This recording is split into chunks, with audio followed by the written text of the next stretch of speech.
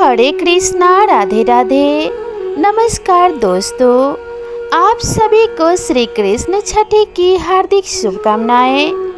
हिंदू धर्म में जब किसी परिवार में किसी बच्चे का जन्म होता है तो उसके 6 दिन बाद उसकी षष्ठी शुद्धि नामक संस्कार संपन्न किया जाता है, जिसे आम भाषा में छठी मनाना कहते हैं।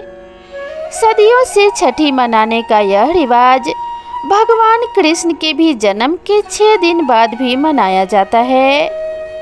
भगवान श्री कृष्ण का जन्मोत्सव जन्माष्टमी 26 अगस्त को बहुत ही धूमधाम से मनाई गई थी। तो आइए जानते हैं लड्डू गोपाल की छठी पूजा कब है, पूजा का शुभ मुहूर्त कितने बजे है, पूजा विधि और खास भोग क्या है। जन्माष्टमी त्योहार के 6 दिन बाद भगवान बाल कृष्ण की छठी की रस्म मनाई जाती है। पंडितों के अनुसार चूँकि कृष्ण जन्माष्टमी 26 अगस्त को मनाया गया था, इसलिए इसके 6 दिन बाद भाद्रपद कृष्ण पक्ष की चतुर्थी तिथि को लड्डू गोपाल की छठी पूरे विधि विधान से मनाई जाएगी। भाद्रपद कृष्ण पक्ष की चतुर्थी तिथि इस बार 1 सितंबर 2024 को पड़ रही है। इस तारीख को शुभ मुहूर्त में कृष्ण छठी मनाई जाएगी। जिस तिथि को बाल गोपाल की छठी मनाई जाएगी, यानी भाद्रपद कृष्ण पक्ष की चतुर्दशी तिथि को बेहद शुभ संयोग बन रहे हैं। इस तिथि के पंचांग के अनुसार 1 सितंबर 2024 को दिन रविवार है। इस दिन अश्लेषा और मघा नक्षत्र का संयोग रहेगा।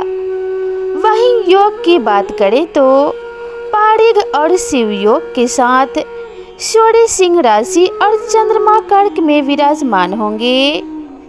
इन विलक्षण योगों के महासंयोग से भगवान कृष्ण की छठी करने से शीघ्र ही मनोकामनाएं पूरी होती हैं और भगवान श्री कृष्ण का आशीर्वाद प्राप्त होता है। धार्मिक आचार्यों और पंडितों के अनुसार कृष्ण छठी संपन्न करने का सबसे सुंदर मुहूर्त सुबह का होता है, इसलिए ब्रह्म मुहूर्त से लेकर सूर्योदय होने तक इसे संपन्न कर लेना चाहिए। यह समय अवधि श्रेष्ठ मानी गई है, लेकिन यह बाध्यकारी नहीं है। भक्त अपनी श्रद्धा और सामर्थ्य के अनुसार सूर्यास्त होने से पहले तक कृष्ण छठी की पूजा कर सकते हैं। रविवार 1 सितंबर को सुबह में उठकर नहा धोकर स्वच्छ कपड़े धारण करना चाहिए। फिर एक चौकी पर लाल या पीला आसन बिछाकर भगवान लड्डू गोपाल को विराजमान करें। इसके बाद उनको पंचामृत से स्नान करवाएं। फिर उनको पीले रंग के एक नए वस्त्र पहनाकर स्थापित करें। फिर भगवान को चंदन का तिलक लगाएं और फूल माला अर्पित करें। फिर घी के दीपक जलाकर उनकी आरती करें। लड्डू गोपाल की विधिवत पूजा कर लेने के बाद उनको कढ़ी चावल का भोग लगाएं।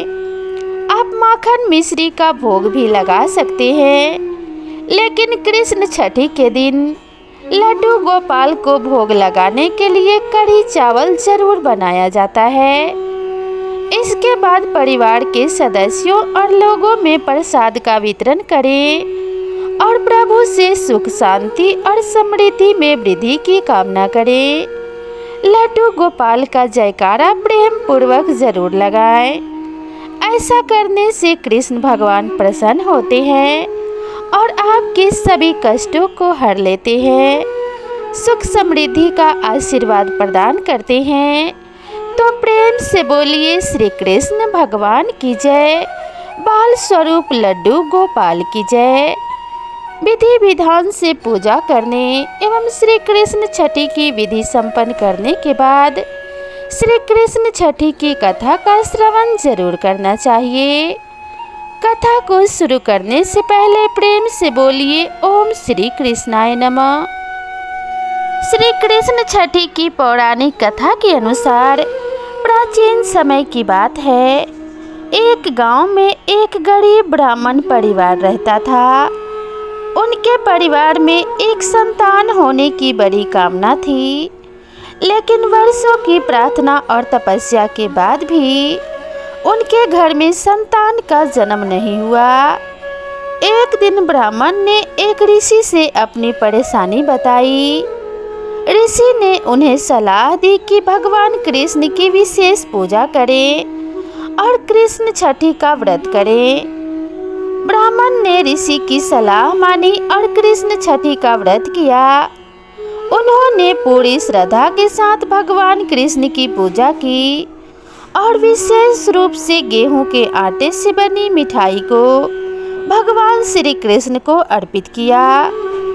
कुछ समय बाद ब्राह्मण की पत्नी गर्भवती हुई और उन्होंने एक स्वस्थ पुत्र को जन्म दिया। ब्राह्मण ने भगवान कृष्ण की कृपा और कृष्ण छठी के व्रत की महिमा को स्वीकार किया। उन्होंने पूरे गांव में यह खुशी साझा की और कृष्ण छठी का महत्व लोगों को बताया। कहानी के अनुसार ब्राह्मण की भक्ति और कृष्ण छठी व्रत के कारण भगवान कृष्ण ने उनके परिवार को आशीर्वाद दिया और उनकी संतान की प्राप्ति सुनिश्चित की। इस प्रकार कृष्ण छठी की पूजा से न केवल संतान सुख की प्राप्ति होती है, बल्कि यह पूजा भक्ति और विश्वास की शक्ति को भी दर्शाती है। तो प्रेम पूर्वक बोलिए भगवान श्री कृष्ण की जय। भगवान श्री कृष्ण के छठी की पौराणिक कथा के अनुसार भगवान कृष्ण का जन्म मामा कंस की मथुरा जेल में हुआ था। कंस ने भगवान कृष्ण के माता पिता देवकी और वासुदेव को बंदी बना रखा था ताकि वे उनकी सभी संतानों का वध कर सके। दरअसल मथुरा की जनता कंस के अत्याचारों से परेशान थी। कंस सभी को डराकर व धमकाकर रखता था।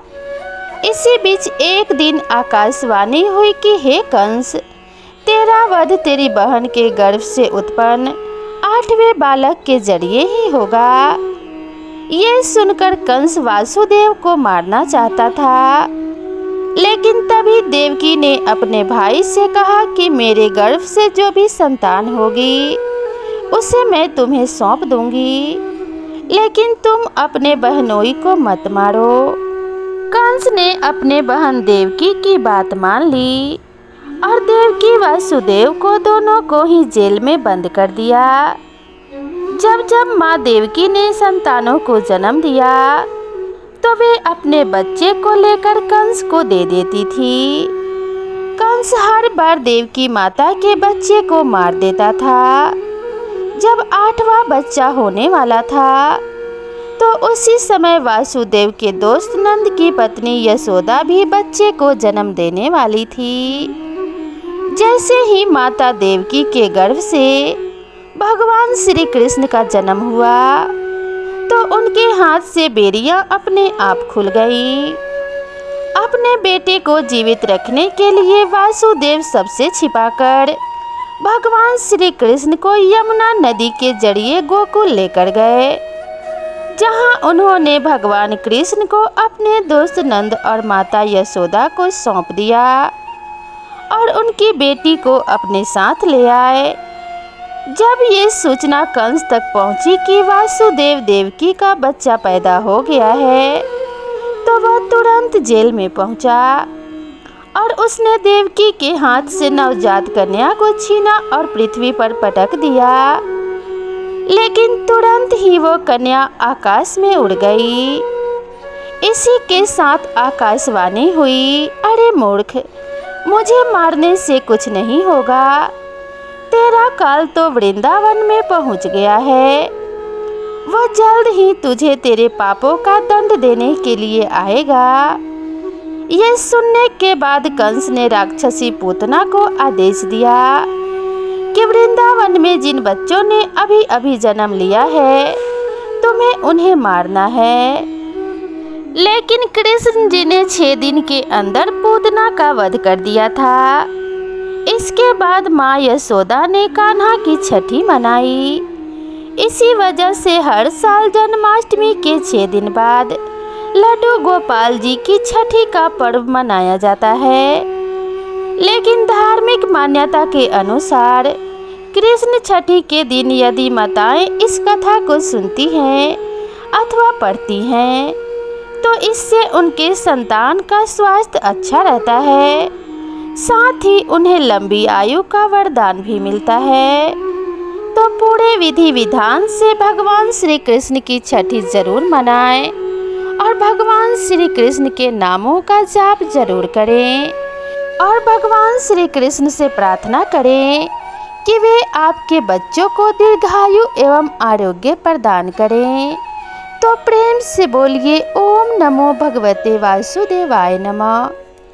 भगवान श्री कृष्ण से मेरी यही प्रार्थना है कि आप सभी भक्तों के ऊपर अपनी कृपा दृष्टि बनाए रखें और आपके जीवन में धन्य धान्य एवं खुशियों का आगमन हो।